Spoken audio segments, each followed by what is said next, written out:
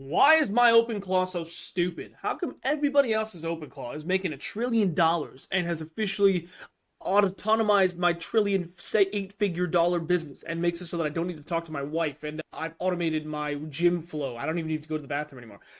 Openclaw inherently is like not the smartest thing when you just put it out of the box, plug it in, and connect it to Discord. There's a lot of stuff you need to do to make it so that it can be actually useful. So as somebody that's been using Openclaw and that has bought over $10,000 of nonsense for it, and then returned $10,000 of nonsense for it, let's go over the main things that you can do to your Openclaw right now today to change your Openclaw from dirty, stupid Clanker to something that can actually maybe do 40% of what people have been talking about on the internet. And before I get into this, allow me to just say, Openclaw is not supposed to be easy. It's not supposed to be something that you just get. It's not supposed to be something you just, plug and play. It is a new bleeding edge technology thing that you have to spend a lot of hours to learn. All these people that tweet like, my Openclaw just made me $50,000, it might get you feeling like, why isn't mine doing that? Mine is stupid. I felt that way last week, but then you have to understand that these guys that did that, not only are they probably clickbaiting, because that's what the game is, but also, if they did that thing that they're talking about, it probably took them 50 hours of tinkering in the back end to actually get that to happen. And they are probably doing all the things that I'm going to talk about in this video for free to make sure that your Openclaw can be closest thing possible to these tweets that you're seeing. Let me just show you what I've done with it. A lot of people, they talk about the things you can do with it. They never show what they've done with it. So allow me to do that. I vibe coded this entire Quran app. It's right now pending approval on the App Store. And a lot of the parts of this entire app that you can open on your phone and this landing page was vibe coded by my Openclaw. I didn't do this entire landing page. It did all of this by itself. It's connected to Revenue Cat, which I did vibe code. And all of these things that you're seeing here, I didn't do any of it. My Openclaw did this entire landing page. I just told him what I wanted him to do, and it doesn't look disgusting because he had some skills. I even made this prettier, but we'll show that later. Number 2 is Vigil. This is something I'm working on that I had the idea for like 2-3 days ago,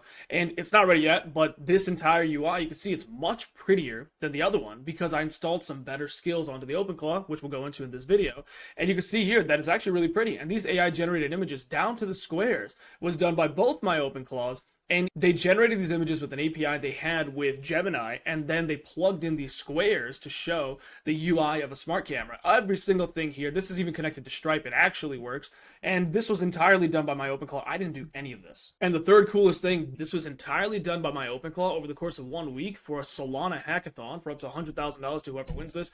I don't know if we won, I should probably check that. But this entire thing, front end and back end, was created by my Openclaw. It even created like an NPM, which you could install into whatever it is that you're doing. Basically what it does is that it goes through $600 million worth of exploits in crypto, and if you're vibe coding a blockchain Rust-based something, you could paste your code into here or paste your open source GitHub. It'll go through and it'll be like, hey, every single thing that you have here might be related to a previous hack and how they got hacked.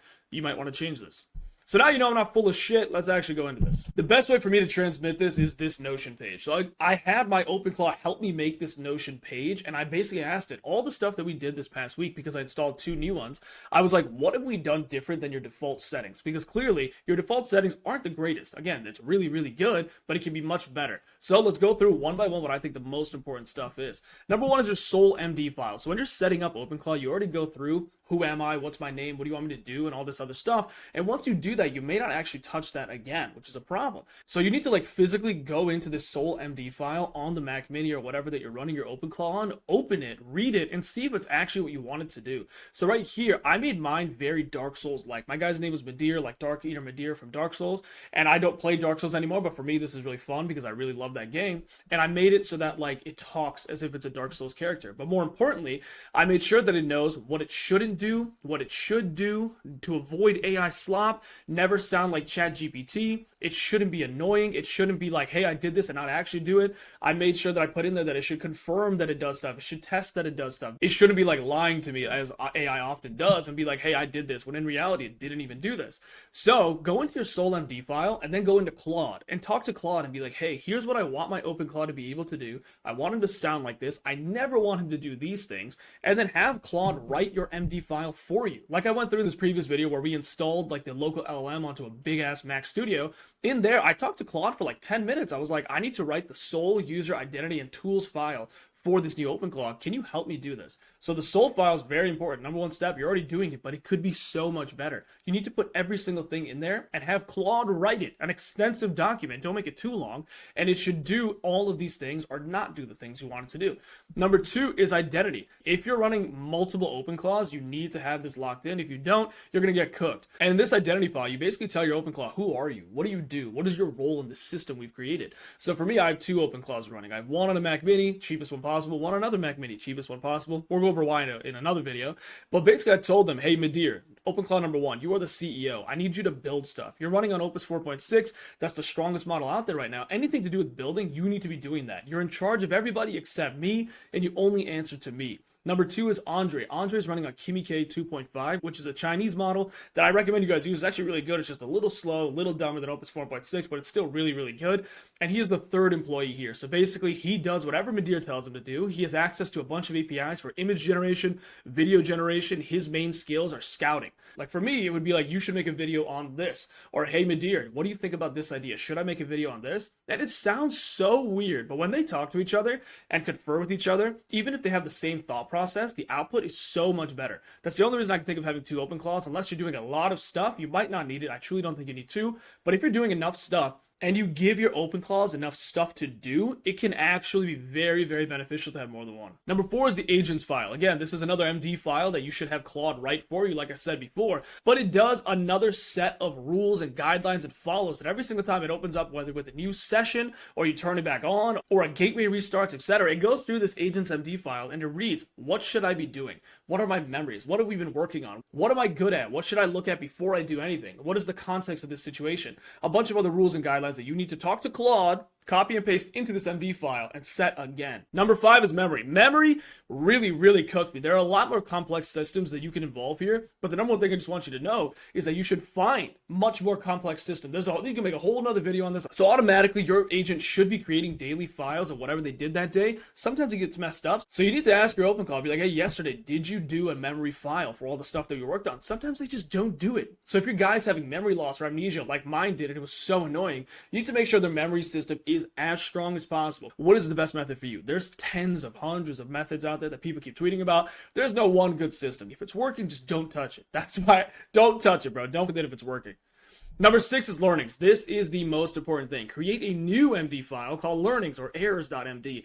Any single time that your Openclaw makes an error, you need to say, add this to your learnings file. And when you do anything ever again, make sure that you read your learnings files first. So I'll catch my Openclaw doing something it's not supposed to be doing, or it made an error before. And it'll literally say, it'll be like, I made this error before. I can't do it this way. Let me do it this way.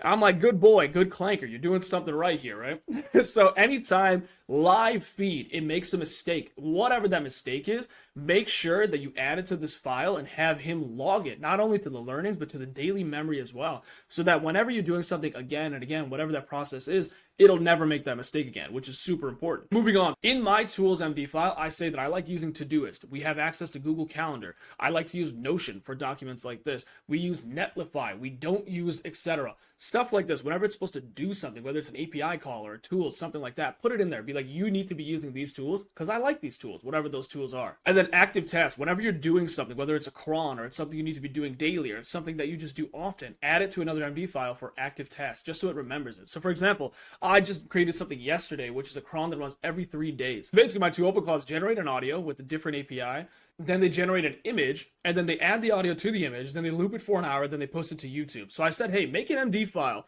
for this cron that we're running. There's a lot of complex things here. You can't just run it fresh every single time.